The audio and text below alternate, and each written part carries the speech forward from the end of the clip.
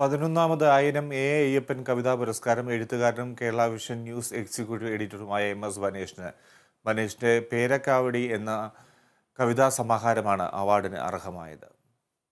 കവി അയ്യപ്പന്റെ ഓർമ്മയ്ക്കായി അയനം സാംസ്കാരിക വേദി ഏർപ്പെടുത്തുന്നതാണ് പുരസ്കാരം. 11,111 രൂപയും പ്രശസ്തി പത്രവും ഫലകവും അടങ്ങുന്നതാണ് പുരസ്കാരം. കവി അൻവർ അലി ചെയർമാനും അനു പാപ്പച്ചൻ, കുഴൂർ വിൽസൺ എന്നിവർ അംഗങ്ങളുമായ ജൂറിയാണ് പുരസ്കാരത്തിന് കൃതി തിരഞ്ഞെടുത്തത്. വ്യത്യസ്ത വഴി സ്വീകരിക്കുമ്പോഴും മലയാള കാവ്യ പാരമ്പര്യത്തിന്റെ പച്ചഞരമ്പ് നിലനിർത്താൻ കവിക്ക് കഴിയുന്നു എന്ന് ജൂറി വിലയിരുത്തി.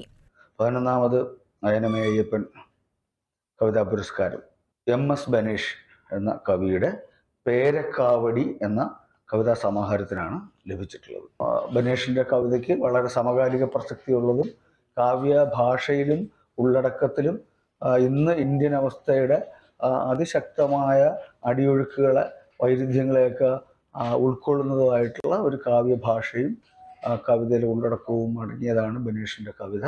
ഫെബ്രുവരി 20-ന് കേരള സാഹിത്യ അക്കാദമിയിൽ നടക്കുന്ന ചടങ്ങിൽ KC നാരായണൻ പുരസ്കാരം സമ്മാനിക്കും. അൻവർ അലി, അനു പാപ്പച്ചൻ, അയനം ചെയർമാൻ വിജേഷ് എടക്കുനി, TM അനിൽകുമാർ എന്നിവർ വാർത്താ സമ്മേളനത്തിൽ പങ്കെടുത്തു. കേരള വിഷൻ ന്യൂസ്, തൃശൂർ.